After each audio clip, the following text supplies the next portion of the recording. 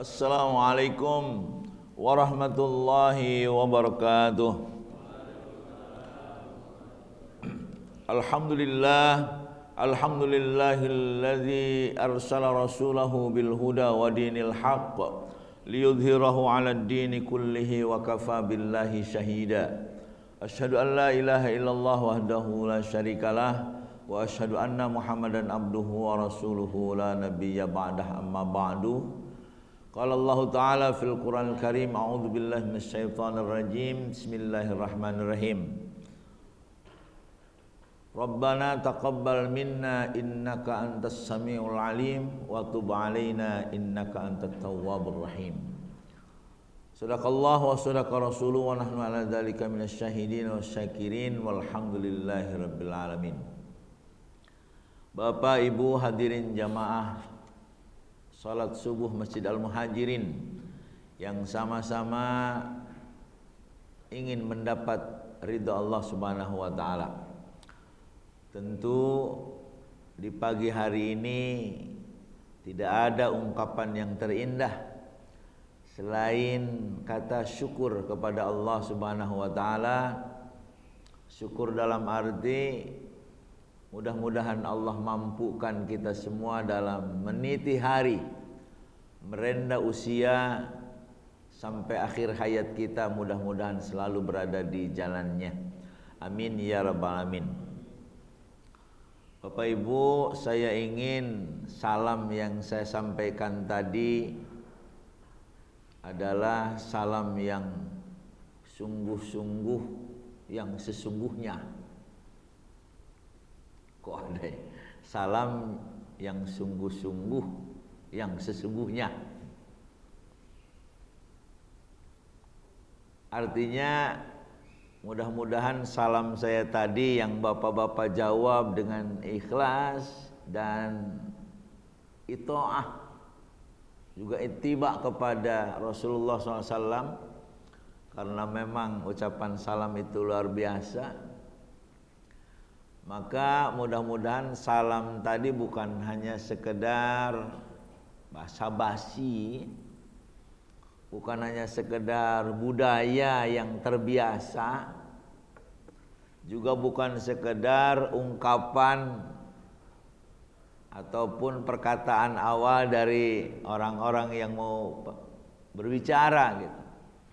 Tapi lebih dari itu, kita mendapatkan bobot amanat dan pesan moral dari salam itu sendiri, yang diantaranya wallahu alam, apakah apa yang saya sampaikan ini benar atau salah nanti bisa kita bicarakan lebih lanjut.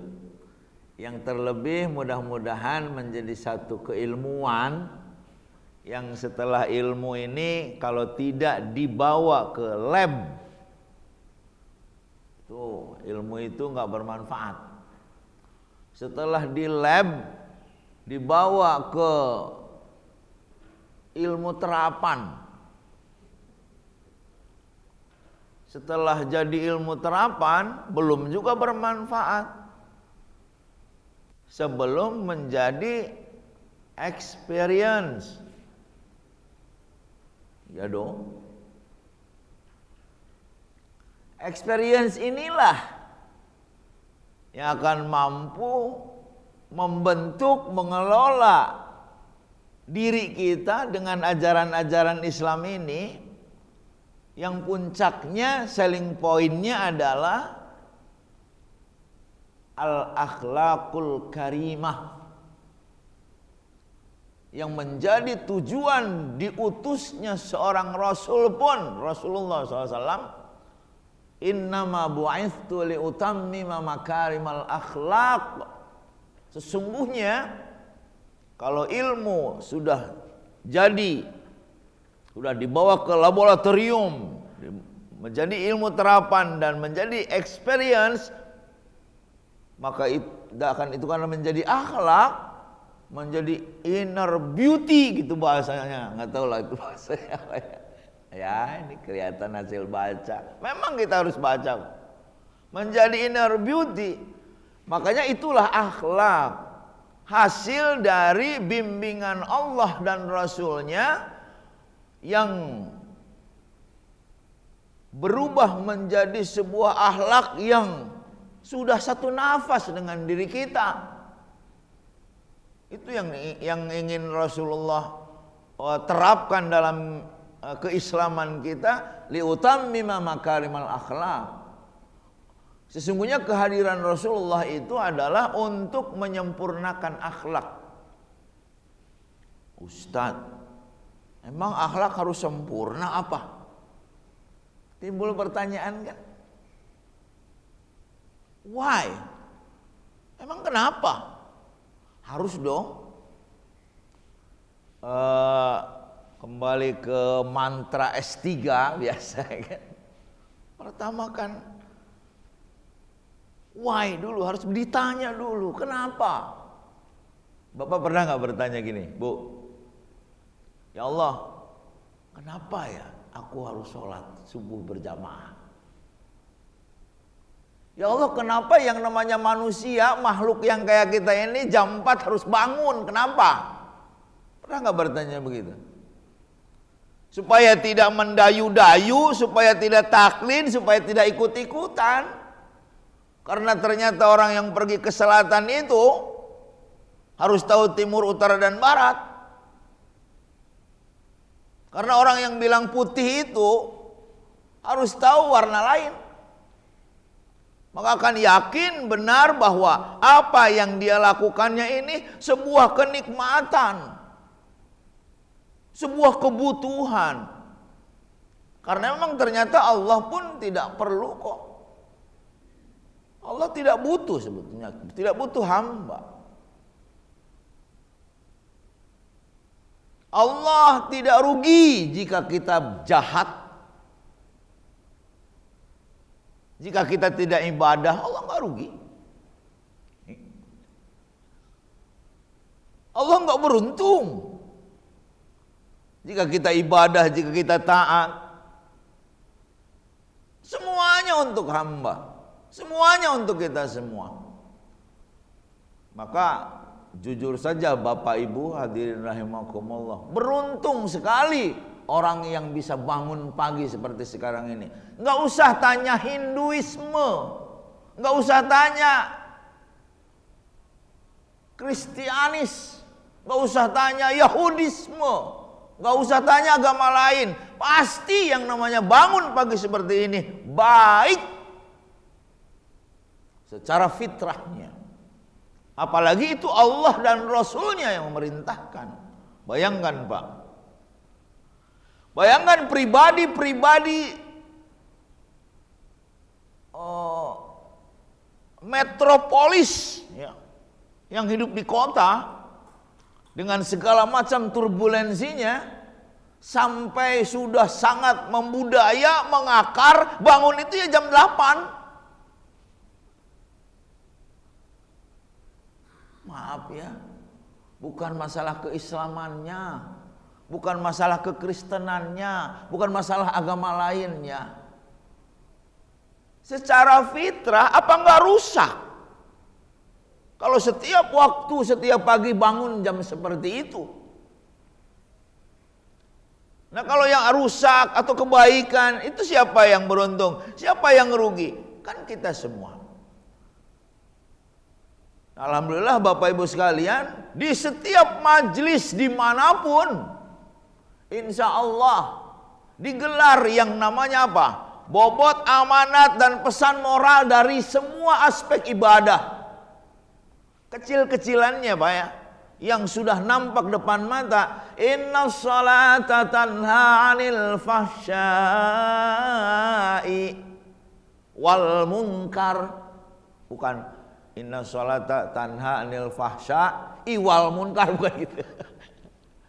Innas salata tanha 'anil fahsya'i wal munkari. Sesungguhnya sholat dapat mencegah perbuatan keji dan munkar. Coba, pernah nggak kita bertanya kepada diri kita, hai aku, sudahkah sholatku, sholat ini menjadi sebuah alat untuk mencegah perbuatan keji dan munkar. Urusan surga bukan gak yakin, urusan neraka bukan gak yakin. Tapi setidaknya ya Allah, aku ingin dengan sholatku ini aku terjaga dari perbuatan keji dan munkar. Karena dengan kekejian, karena dengan kemunkaran, aku yang nista, aku yang hina, dan aku yang tersiksa. Real kan? Makanya kembali ke konsep salam tadi.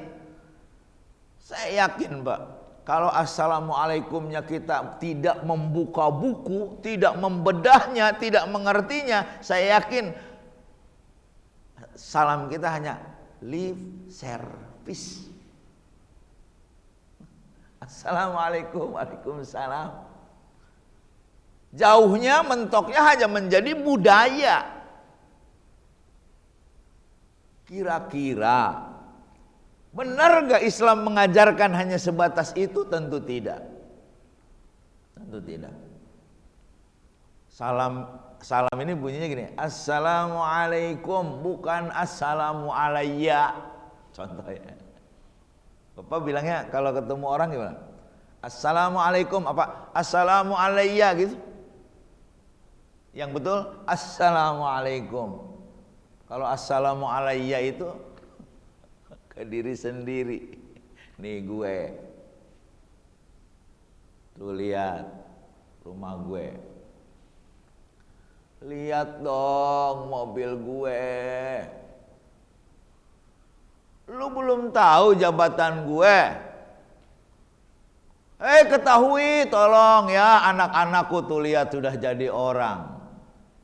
Semuanya ke gue. Assalamualaikumnya mana?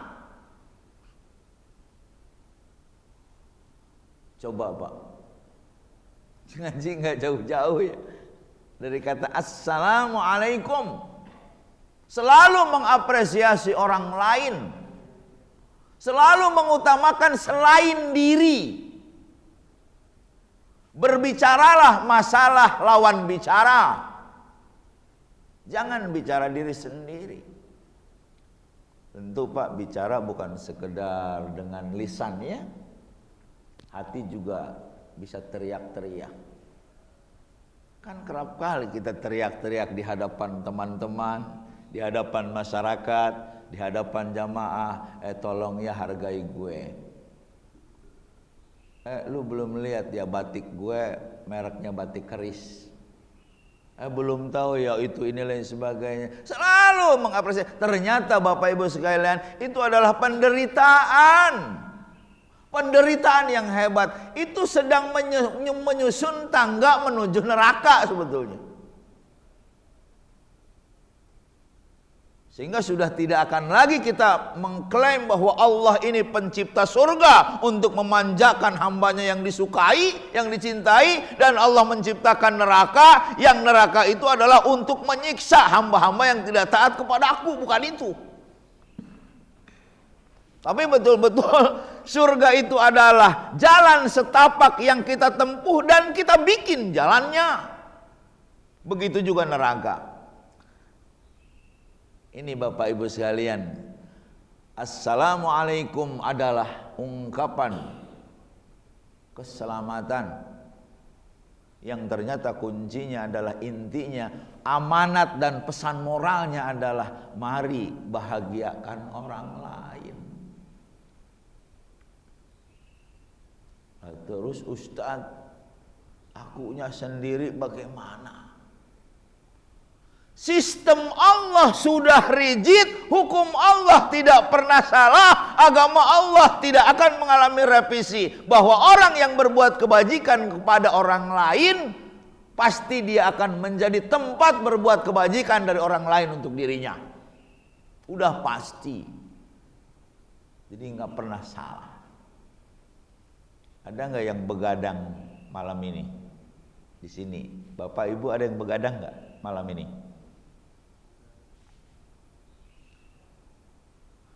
Begadang, apakah alasannya untuk menutupi kegundahan Apakah alasannya cari uang karena jualan? Apakah apa?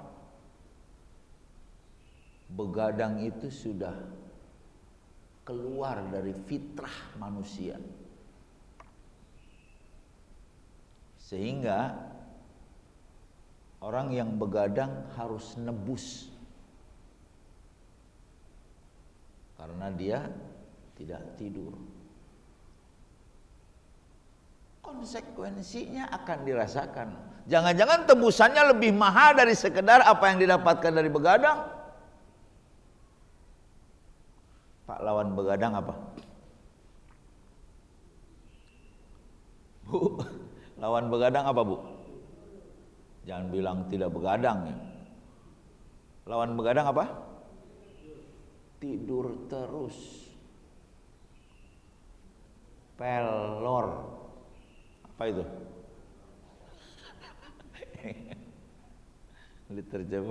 Diterjemahkan kurang elok ya.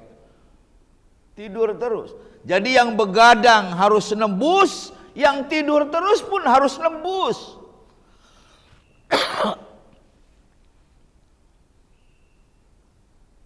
Yang tidak sholat harus nembus.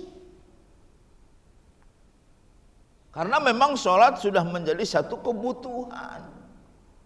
Karena sholat sudah menjadi sebuah keniscayaan. Butuh sholat. Gimana nggak butuh, Pak? Pertama, untuk bisa berkomunikasi dengan diri sampai dia mampu menentukan GPS dirinya ada di mana. GPS tahu? Yang kedua, untuk mengadakan kalau untuk introspeksi. Yang ketiga, untuk apa? Mengingat Allah.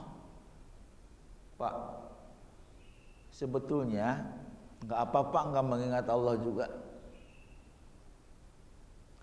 Yang penting jangan selalu mengingat dunia sampai kita lupa. Jangan hanya mengingat anak-anak sampai kita mabok. Jangan hanya mengingat makanan sehingga kita jangan.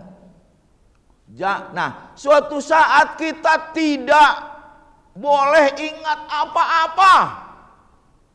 Itu namanya zikrullah. Tapi kalau tidak ingat apa-apa kan susah. Sholat juga kan harus ada kiblatnya. Hidup juga kan harus ada contohnya, harus ada yang diikutinya. Gitu. Murid juga kan harus ada ustadznya. Makanya di dalam tidak ingat apa-apa disebutlah di dalam Islam Allah. Terus Bapak bayangkan Allahnya kayak apa kalau kita mengingat Allah? Enggak kan? Emang Bapak bayangkan Allahnya? Enggak kan? Karena manusia hanya bisa membayangkan sesuatu yang kena ruang dan waktu. Seperti membayangkan apa gitu. Itu pasti kebendaan. Itu pasti ya sesuatu yang pernah kita lihat. Makanya kalau kita membayangkan Allah yang ada di bayangan kita, maka itu pasti bukan Allahnya. Coba kalimat contoh ya, kalimat saja yang sering kita dengar. Bismillahirrahmanirrahim. Atas nama Allah. Sebetulnya Pak, atas nama Allah itu jangan atas nama apa-apa. Udah gitu aja. Cuma karena sulit untuk tidak atas nama apa-apa, tidak bisa fokus, maka disitulah atas nama Allah. Inilah Bapak Ibu sekalian, dari kata salam saja yang kalau kita terus buka, kita terus kelola akan sangat membahagiakan. Karena konsep Islam itu bukan hanya sekedar lantunan yang diikutinya dengan ritual, tapi benar-benar Islam ini adalah segala sesuatu yang kita rasakan, dan ketika kita melakukannya kita menikmatinya dan kita merasakan manfaatnya.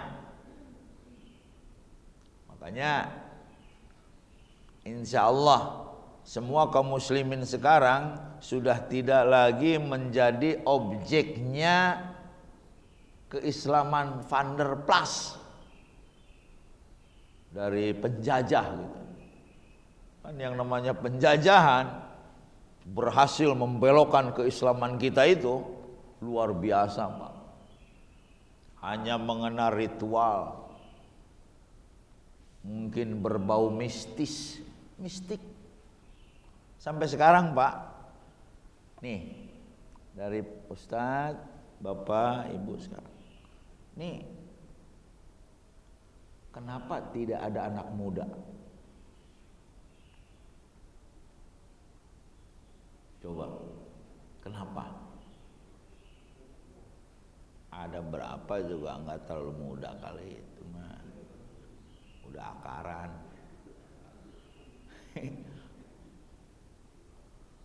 Pak, enggak kangen, Pak? Ya Allah, seperti apa nanti hidup kita ini? Ya Allah, kami masih sebentar lagi juga mati. Enggak Ustaz, aku mau ngurus gue aja sendirilah yang penting. Islam apain? Nangis, Pak, nangis betul. Yang semestinya dikelola, yang semestinya didrive oleh Islam itu yang muda. Sampai nanti bertanya, Ustaz, kenapa aku sholat? Ustaz, kenapa harus memberikan sesuatu yang terbaik? Terus orang, kenapa penghuni-penghuni masjid itu tidak lebih dari orang-orang yang ingin surga, takut neraka, karena dulunya sudah membabi buta. Udah balik yuk ke masjid yuk, takut mati. Islam ini mengelola, Islam ini menjadi khalifahnya bumi untuk menjaga ekosistem Allah ini. Gitu kan. Bahkan kalau lebih kasarnya lagi, Islam itu adalah satu sistem yang mensorgakan planet ini sebelum nanti sorga di sana. Sorgakan dulu. Ayo Pak, sini para ustaz banyak. Harus menyesal, harus menangis jika kita tidak mampu mentransfer, jika kita tidak mampu menyampaikan kepada generasi-generasi muda. Ternyata memang sampai sekarang anak-anak muda menganggapnya mistis Islam itu. Mistik. Ilogika, tidak masuk akal. Makanya mereka nggak mau kan? Nah sekarang kalau para pemuda menganggap bahwa Islam mistik, bahwa Islam tidak masuk akal, bahwa Islam mendayu-dayu, yang salah siapa?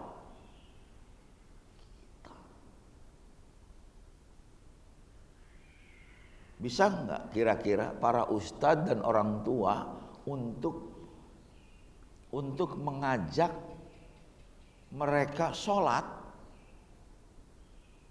tapi dia sholat pun dia merasakan bahwa oh iya penting banget sholat itu gitu. Sampai hari ini kan anak-anak kita sholat gara-gara dipelototin kali.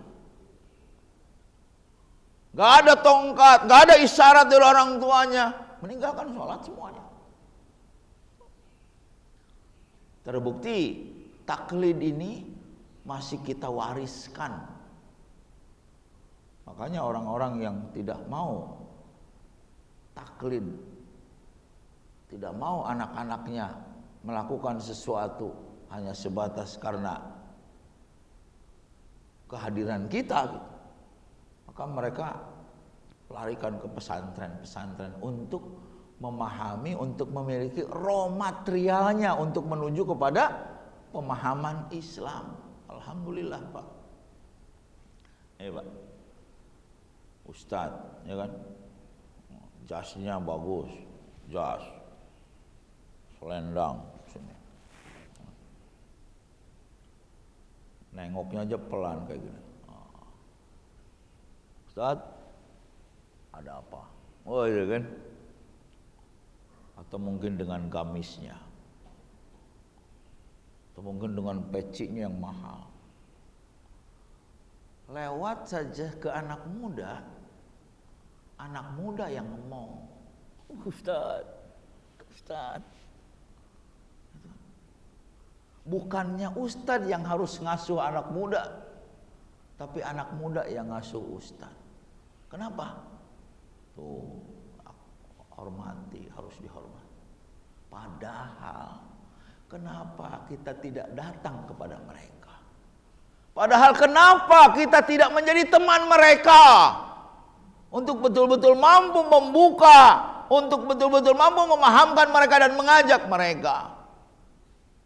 Makanya wajar nanti mereka juga tidak tahu apa-apa sampai nanti ke masjidnya pun sama nasibnya seperti kita. Nah, ini yang tidak diharapkan. Makanya sedikit banyak, mudah-mudahan kajian demi kajian di masjid manapun yang menyampaikannya siapapun, partainya apapun, bajunya kayak apapun, silakan ikuti, silakan dengarkan, silakan kaji. Asal memang yang disampaikannya itu benar-benar sesuatu yang akan mampu merubah sikap dan mentalitas kita. Kalau hanya untuk sekedar pengetahuan, Rasulullah seperti ini, sahabatnya seperti ini, Quran seperti ini, nggak usah sama Ustadz, kali di YouTube aja banyak, baca aja di Google. Ini yang diharapkan mudah-mudahan. Karena apa? Karena ternyata Bapak Ibu sekalian, amal ibadah kita yang kita lakukan,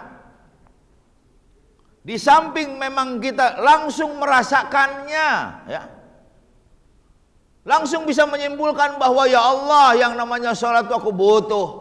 Karena aku butuh mengadu kepada Engkau, karena aku butuh berkomunikasi dengan diri, karena aku butuh merencanakan sesuatu, karena aku butuh menyetir niat saya dalam hidup kita ini. Supaya apa? Supaya niatnya benar.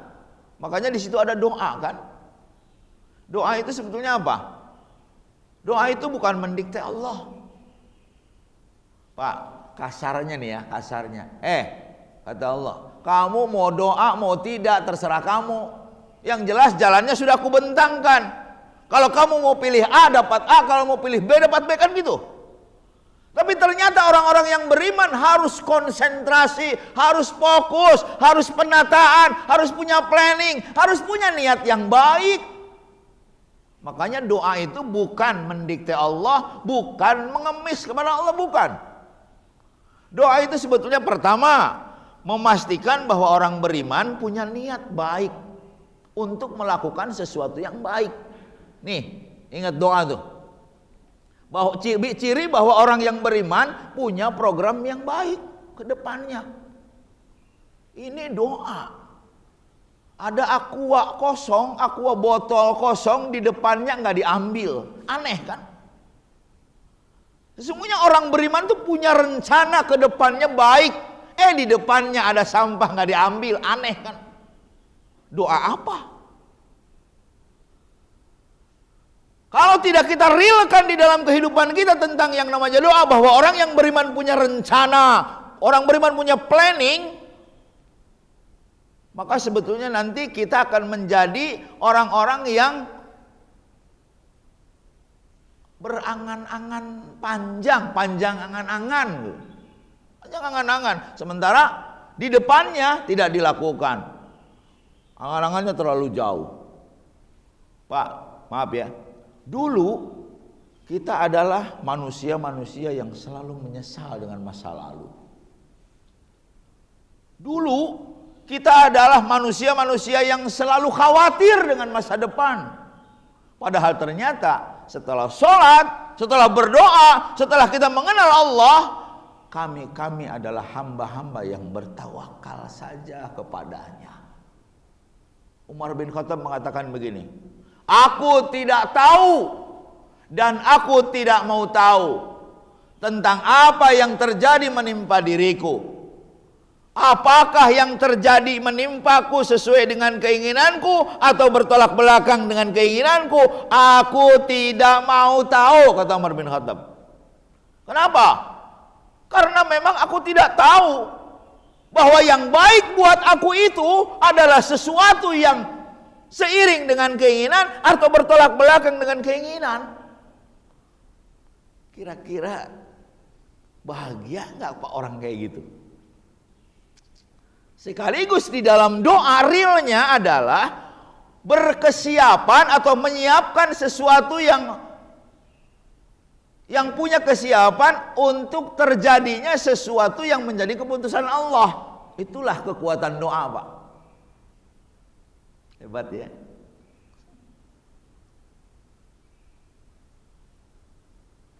Dan yang ketiga, yang keempat, menghadirkan extra power, menghadirkan kekuatan di dalam melakukannya, melakukan rencana, merealkan rencana tadi dalam doa.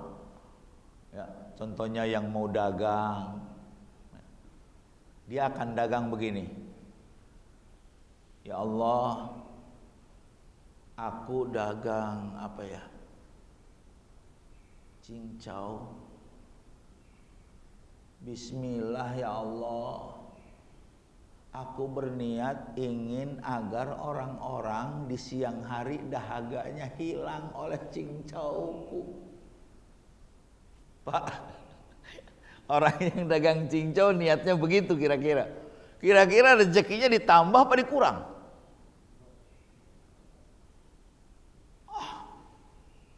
Pasti ditambah tuh. Enggak ya Allah, aku enggak niat cari untung. Aku sangat yakin ya Allah, ketika aku berbuat kebajikan sebentuk apapun itu kebajikan, pasti menjadi hutangmu ya Allah.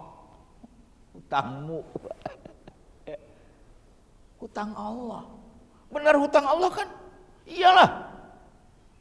Semua kebajikan sekecil apapun itu kebaikan, dimanapun dilakukan oleh siapapun yang melakukannya, itu menjadi hutangku, kata Allah secara tidak langsung. Untuk apa? Pertama, untuk dibalas dengan yang berlipat ganda. Benar gak? Yang kedua apa?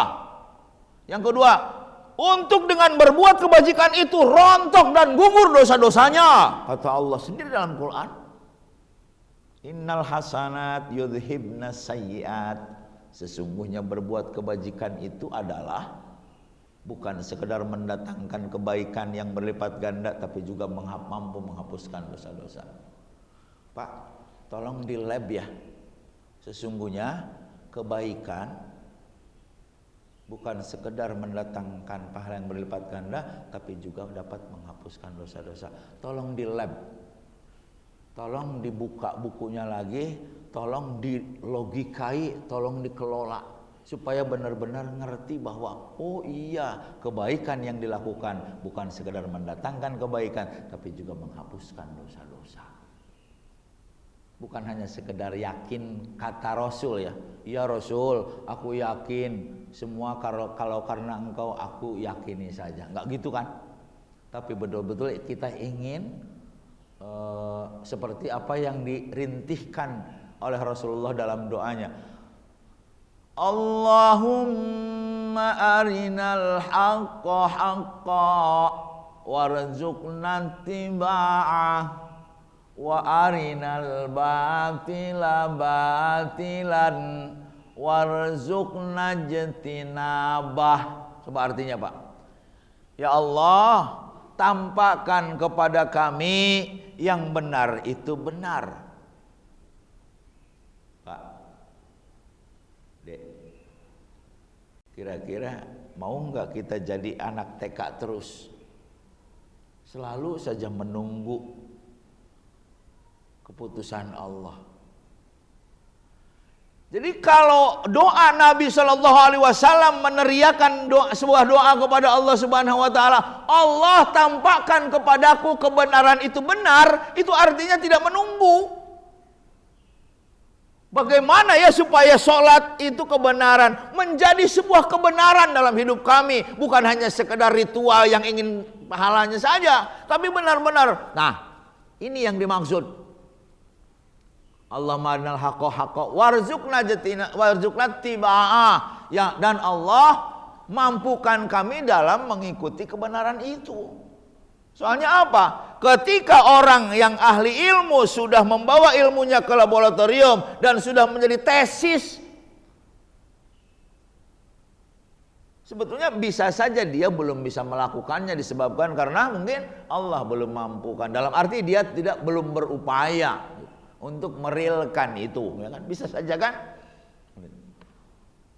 Nah, ini Allahumma arinal haqqa haqqa warzuqna tiba'ah wa arinal batila batila warzuqna jitinabah. Ya Allah, tampakkan kebatilan itu batil di mata kami, ya Allah. Jangan sampai benar kelihatannya salah, jangan sampai salah kelihatannya benar. Ini Pak, nggak jauh-jauh saya sendiri. Ini mungkin pengalaman, empiris ini, experience ini, Pak. Di Masjid Al-Huda itu jauh-jauh hari sebelumnya masih belum hujan ya. Itu enggak, setahun lah. Musim hujan tahun lalu saya ngangkutin batang pohon apa tuh yang bunganya semarak tuh apa? Bougainville tahu? Batang bougainville Pak. Karena Pak Hasim di 05 itu SD 05 menebangnya dan akan dibakar katanya. Jangan! Sebenarnya. Pak, segini lebih, bahkan puluhan. Saya tanam Pak, ceblok-ceblok. Di Jakarta itu yang paling cocok itu tanaman adalah bougainville. Tahan panas, bahkan lebih panas, lebih semarak bunganya. Pak, lagi bagus-bagusnya bunga di depan Al-Huda itu yang saya tanam dan Allah menumbuhkan. Masuk anak-anak SD, dipetikin semua bunga sampai berantakan di bawah. Bayangkan Pak, nggak teriris bagaimana hati saya. Satu kuncup bunga aja ditunggu. Saya lihat, wah ini nih, oh ya nyusul lagi nih bunga. Bayangkan Pak, masuk anak SD berantakan. Disitulah barangkali bukan marah ya, tapi ingin mengarahkan kepada kesimpulan kepada anak bahwa memetik kembang dan berantakinnya itu adalah buruk gitu. Langsung, lihat, nggak boleh. Kalau anak-anak diginin, lihat, bubar langsung, lari takut. Padahal belum diterangkan. Pak, saya marah. Besoknya cucu saya datang dari Cinere. Dari Cinere itu metikin bunga itu Pak, dipetikin Pak. Apa kata saya? Ayo Neng, petikin lagi. Mau nggak apa-apa. Itu kan. Kenapa kalau dipetikin orang lain, anak orang, cucu orang marah? Kenapa dipetikin cucu sendiri nggak marah? Doa Rasulullah Shallallahu Alaihi Wasallam tegas, ya Allah, jadikan kebenaran itu benar di mata kami. Anugerahkan kepada kami kekuatan untuk mengikutinya. Allah, tampakkan kebatilan itu batil di mata kami. Dan beri aku kekuatan untuk menjauhinya. Berarti ternyata hidup ini kalau tidak banyak mengingat Allah, kalau tidak banyak sholat, kalau tidak banyak zikir, berarti hidup kita ini hati kita berlapis. Lapisan hati mau tahu? Satu, sombong.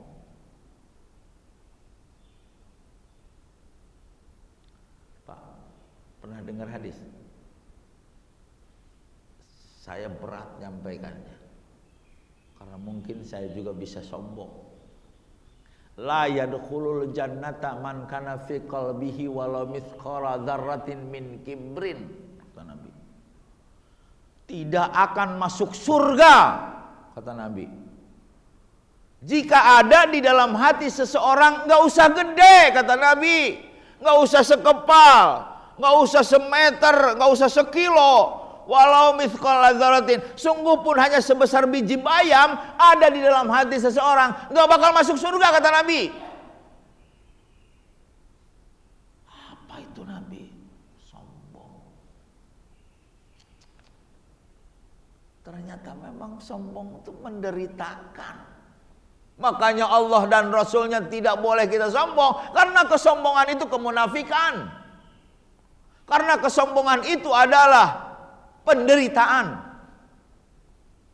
Pak, lapisan pertama sombong. Kenapa saya letakkan lapisan hati yang pertama adalah sombong? Karena penyakit inilah yang pertama kali menghinggapi setan. Sombong. Sombong bisa kemana-mana, Pak. Sombong bisa dusta, sombong bisa bohong, sombong bisa bunuh orang, sombong bisa ngerampok, sombong bisa kejam. Diabadikan dalam Al-Quran di zaman Nabi Musa, yang paling sombong adalah Fir'aun.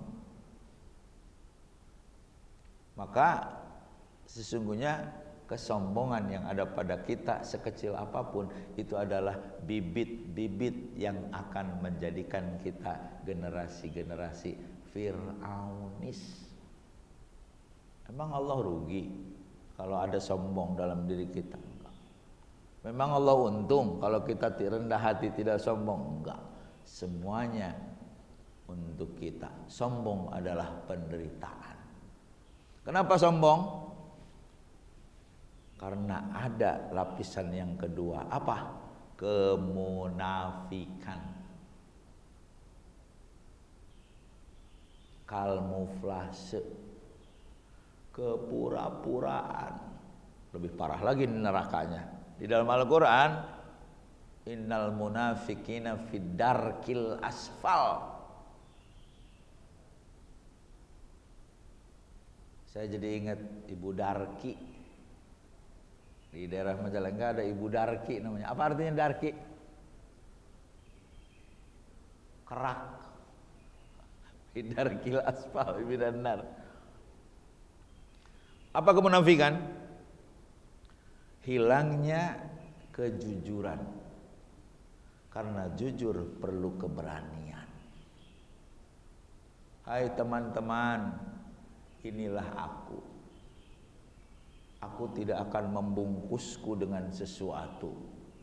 Inilah aku, ciptaan Allah yang sudah diberi kelebihan yang tidak diberikan kepada orang lain. Dan aku pun punya kekurangan yang harus diisi orang-orang lain. Bahagia yang begitu insya Allah. Ini enggak. Jadi diri sendiri malu, jadi orang lain enggak mampu. Yang akhirnya apa? Sembunyi. Sembunyinya di mana, Pak? Ya, sembunyi dirinya. Sembunyi takut ketahuan bodohnya, berpura-pura pintar. Sembunyi takut ketahuan miskinnya, berpura-pura kaya. Sembunyi takut ketahuan pelitnya, berpura-pura dermawan. Dan lain sebagainya. Ya Allah, lapisan kedua ini bahaya banget. Lapisan ketiga apa? Inni akhafu ma akhwafu alaikum syirkul asghar wa huwa riya. Pamrih.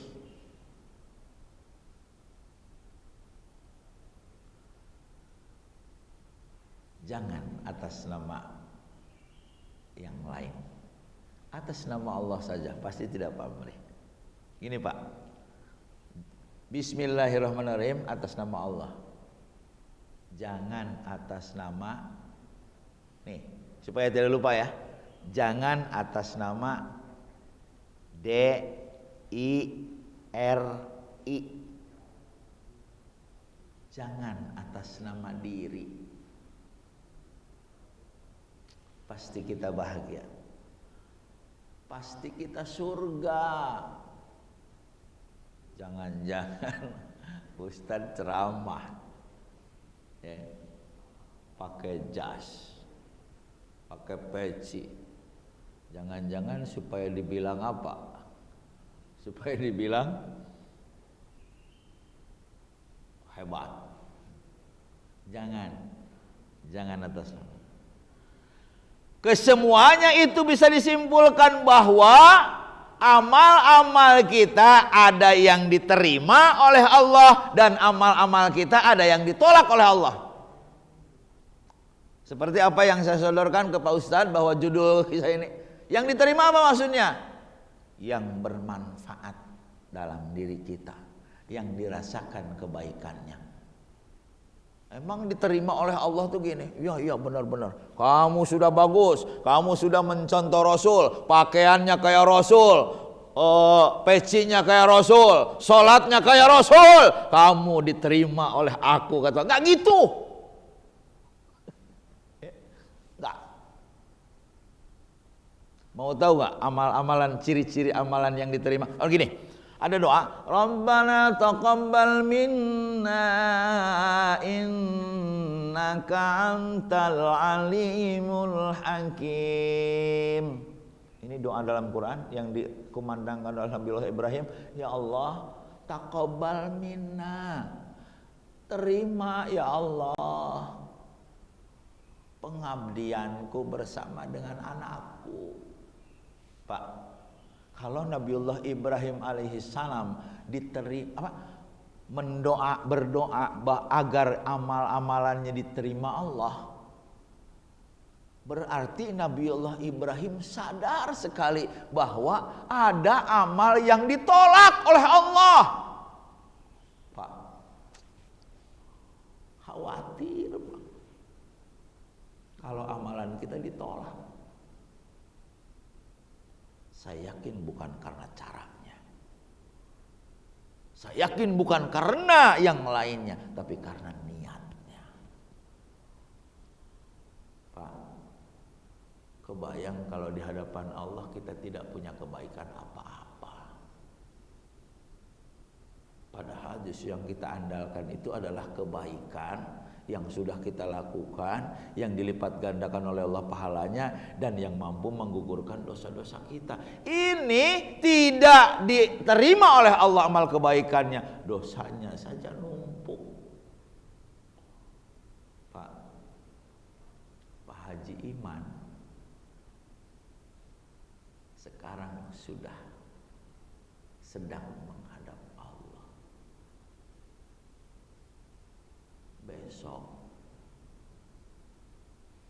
Besok kita Pak,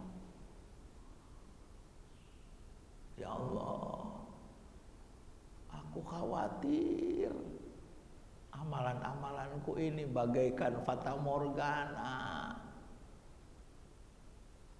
karena salah niatnya.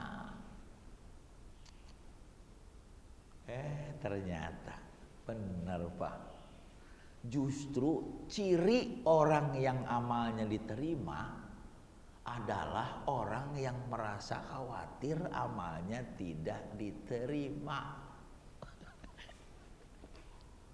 Sekali lagi Pak, ciri pertama orang yang amalnya diterima oleh Allah adalah orang yang selalu merasa khawatir akan amal-amalnya jangan-jangan tidak diterima Allah. Yang begitu diterima. Kira-kira diterima enggak amal orang yang sudah merasa paling sunnah, sudah pegang kunci surga, paling bersih dari bid'ah?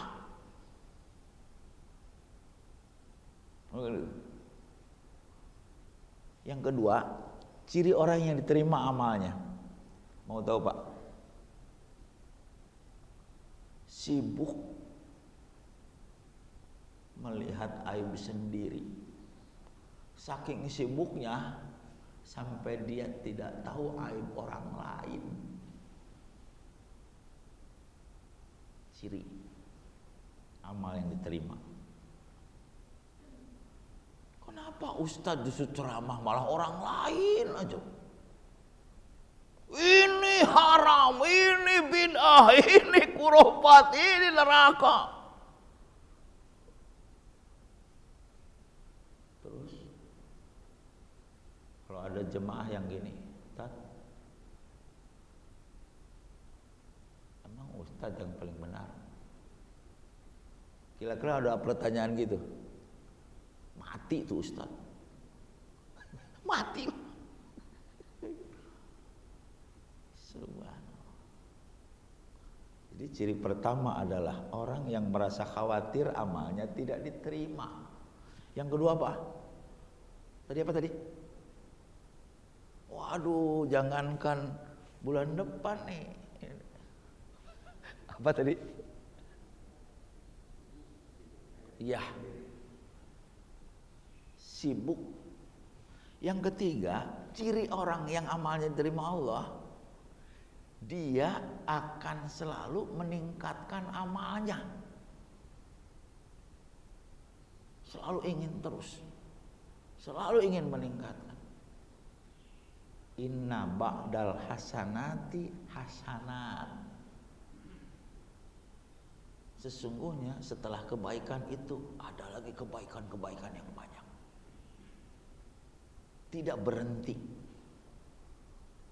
Inna ba'da sayyiati sayyiat. Sesungguhnya setelah keburukan itu ada keburukan. Makanya tolong jangan coba-coba injak keburukan. Pasti pengen lagi yang lebih buruk lagi, pengen lagi yang lebih buruk lagi.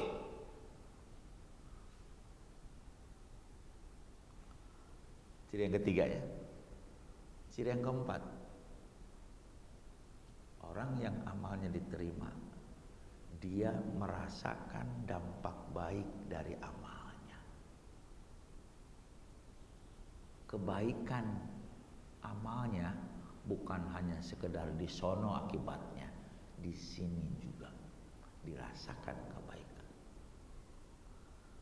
Subhanallah. 4 ciri amal inilah yang diterima oleh Allah, yang ternyata syarat mutlak dari amal itu diterima oleh Allah, tidak taklid, tidak ikut-ikutan, tapi benar-benar dikaji, dibaca, dikelola. Sampai 3 kali Nabi diberondong dengan perintah oleh Jibril, Iqra, baca. Iqra, baca. Iqra, baca. Mari baca anak-anak kita. Mari baca tetangga kita. Mari baca teman kita. Untuk apa? Bukan untuk menilainya, tapi benar-benar untuk mampu bersama-sama bergandeng tangan untuk 3 hal, supaya kita tidak menjadi hamba yang merugi. Innal insana wal asr. Pak, Allah bersumpah demi waktu. Kalau bicara waktu, Pak, kalau setahun sudah terasa sebulan, kalau sebulan sudah terasa seminggu, kalau seminggu sudah terasa 1 jam, kata Nabi. Kalau 1 jam sudah terasa semenit, kalau semenit sudah terasa sedetik, tanda itu, Pak. Wal asri. Allah bersumpah demi waktu. Padahal waktu itu dalam Quran banyak, Ustadz. Yang pertama mungkin al-hin, waktu. As-sa'ah, waktu. Tapi kenapa pakainya al-asr, wal asri? Asar itu, Pak, sebentar lagi akan redup. Asar itu sebentar, Pak. Sebentar lagi kita akan menutup mata. Bayangkan. Innal insana lafi khusrin. Allah mengeneralisasi semua, pokoknya yang namanya manusia, asal dia manusia pasti rugi. Semua manusia. Disitulah ahli tafsir mengartikan insan itu mengglobal, artinya yang namanya manusia pasti rugi deh. Oh, saking apanya itu. Illa, ada 3 kecuali alladzina amanu, orang-orang yang beriman, yang mampu membenahi niat, wa amilus sholihat, dan mampu merealisasikan kebaikan di dalam hidupnya atas nama Allah saja. Wa tawassaw, saling tausiah, saling nasihat menasehati. Semoga kita semua harus selalu terus berada pada fitrahnya dengan cara mari kembali ke fitrah kita yang selama ini sudah dikotori oleh kesombongan, yang selama ini sudah dikotori oleh praduga, yang selama ini sudah dikotori oleh kebencian, selama ini sudah dikotori oleh kecintaan, yang selama ini sudah dikotori oleh kemunafikan. Kembali ke fitrah berarti kitalah nafsul mutmainnah, insya Allah. Tidak terarah, tidak tentu judulnya, tidak tertibkan sendiri, judulkan sendiri, konkluskan oleh kita semuanya. Mudah-mudahan apa yang tersampaikan ada manfaatnya. Kurang lebihnya mohon maaf. Mari tutup dengan doa kafaratul majelis. Subhanakallahumma bihamdik, asyhadu an la ilaha illa anta, astaghfiruka wa atubu ilaik. Assalamualaikum warahmatullahi wabarakatuh.